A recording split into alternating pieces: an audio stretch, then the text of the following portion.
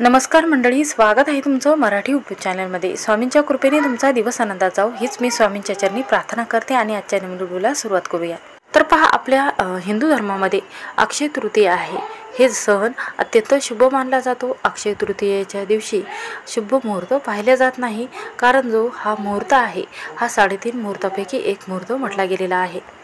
वैशाख महिन्याच्या शुक्ल पक्षामध्ये येणारी तृतीय तिथीला अक्षय तृतीया असं म्हटलं जातं।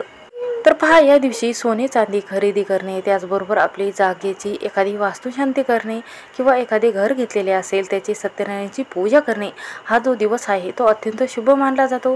कारण या दिवशी परशुराम यांचा जन्म झालेला आहे। तर पहा परशुराम कोण होते? तर परशुराम हे श्री हरी विष्णू यांचे 6वे अवतार म्हटले गेलेले आहे। हा 10 मे रोजी अक्षय तृतीया वार आहे, शुक्रवार। या दिवशी आलेली आहे अक्षय तृतीया। हा दिवस मोठ्या थाटाने साजरा केला जातो। या दिवशी घरामध्ये सोने चांदी खरेदी केले जाते। त्याचबरोबर आपल्याच्याने सोने चांदी खरेदी करणे शक्य होत नसेल तर तुम्ही चांदी खरेदी करू शकता। तर पहा, आपण एखादी वस्तू या दिवशी घेतल्याने त्यामध्ये बरकत व्हायला लागते आणि ती जी गोष्ट घेतलेली आहे त्या गोष्टीमध्ये नेहमी वाढ होते। म्हणून अक्षय तृतीयेच्या दिवशी कोणत्याही चुका तुम्ही करू नका। या दिवशी जेवढे चांगले वागले जाईल तेवढे चांगले वागावे आणि घरामध्ये पती पत्नीमध्ये वाद होऊ देऊ नका। कारण अक्षय तृतीया हा सण अत्यंत महत्त्वाचा मानला जातो। या दिवशी कोणतेही मुहूर्त पाहिल्या जात नाही।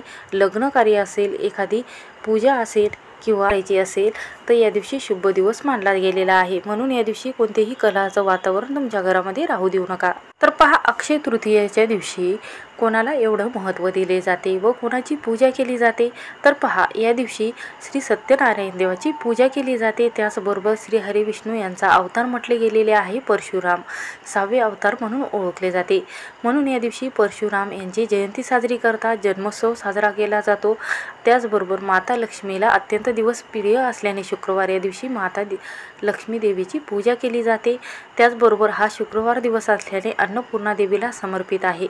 म्हणून या दिवशी शुक्रवारच्या दिवशी अक्षय तृतीया आल्याने शुक्रवारची जी अन्नपूर्णा देवी आहे त्याची सुद्धा तुम्हाला विधिवत पूजा करायची आहे, अभिषेक करायचा आहे। त्याचबरोबर आपले जे पितर आहेत त्यांना या दिवशी अत्यंत शुभ दिवस मानला जातो। या दिवशी जेवढी तुम्ही पितरांची सेवा व उपाय कराल तेवढी तुमच्यावर यांचा आशीर्वाद लाभत असतो व तुमच्या कोणत्याही संकटामध्ये दुःखामध्ये नेहमी तुम्हाला साथ देत असतात। तुमच्या जीवनामध्ये कधीही अडथळे दुःख येऊ देत नाही। म्हणून माता लक्ष्मी आणि श्री हरी विष्णू यांच्या पूजेच्या अगोदर आपल्याला पितरांची सेवा करायची आहे।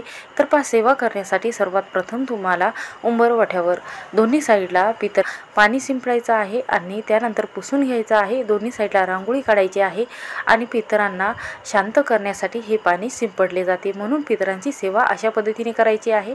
रांगोळी हळदी कुंकू टाकायचे आहेत, एक अगरबत्ती तुम्हाला लावायची आहे आणि उजव्या साईडला पितरांसाठी तुम्हाला पाणी ठेवायचं आहे दक्षिण दिशेला।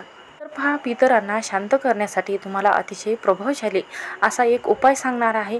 हा जर उपाय तुम्ही अक्षय तृतीयेच्या दिवशी दिवसभर कधीही तुम्ही केला तर तुमचे पितर शांत होतील आणि तुम्हाला योग्य ते आशीर्वाद देखील तुम्हाला मिळेल।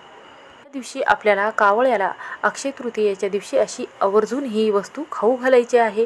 यामुळे तुमचे पितर शांत होतील आणि तुमचे मनसुद्धा शांत होतील आणि घरामध्ये चिडचिड होणार नाही, कलहाचं वातावरण होणार नाही आणि मानसिक संतुलन जे आहे ते तुमचे कधीही बिघडणार नाही।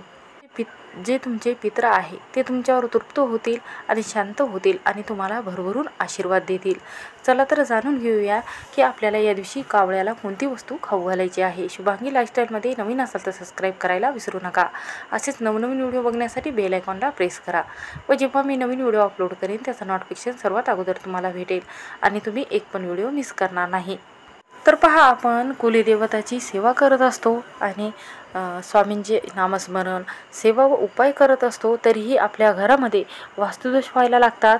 तर आपल्या घरामध्ये वास्तुदोष का व्हायला लागतात? तर आपल्या घरामध्ये जर आपण पितरांना शांत करणे योग्य तिथीला जर झाले नाही, त्यांना प्रसाद व नैवेद्य अर्पण केला नाही, जी योग्य तिथी असते त्या वेळेला जर त्यांचे मन शांत केले नाही, तर जे असं म्हटलं गेलेलं आहे की आपण कोणत्याही देवाची पूजा करण्या अगोदर कुलदेवताची सेवा करावी आणि कुलदेवताची सेवा करण्याबरोबरच आपले जे पितर आहे त्यांना शांत करावे, कारण आपण आपल्या पितरांना शांत केल्याशिवाय आपल्या घरामध्ये शांतता निर्माण होत नाही.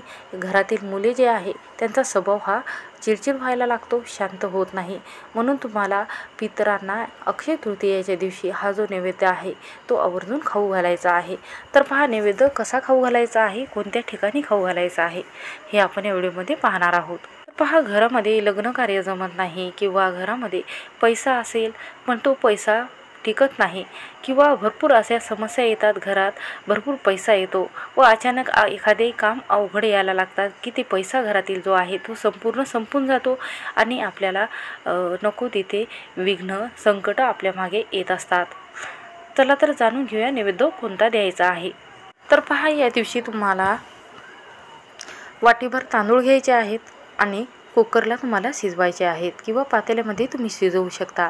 तर त्यानंतर पहा यामध्ये मीठ न टाकता तुम्हाला हे तांदूळ असा शिजवायचा आहे व त्यानंतर तुम्हाला एक प्लेट घ्यायची आहे. प्लेटमध्ये हा जो भात आहे तो तुम्हाला टाकायचा आहे. तर पहा जेवढा तुम्ही नैवेद्यासाठी भात करत आहात, जेवढा तुम्ही टाकलेला आहे तेवढाही भात तुम्हाला यामध्ये घ्यायचा आहे.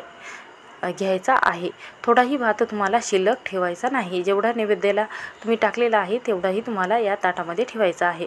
त्यानंतर यामध्ये दही टाकायचं आहे 2 चमचे. त्यानंतर काळी तीळ आवर्जून टाकावे आणि त्यानंतर एक दिवा तुम्हाला लावायचा आहे.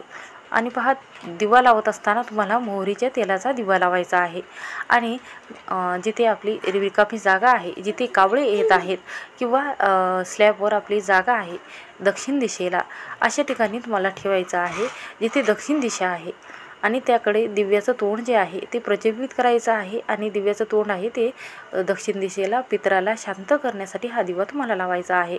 आणि त्यानंतर 1 ग्लास पाणी तुम्हाला त्यावर ठेवायचं आहे आणि हा जो नैवेद्य तुम्ही घेतलेला आहे ते तुम्हाला तिन्ही वस्तू तिथे ठेवायचे आहे.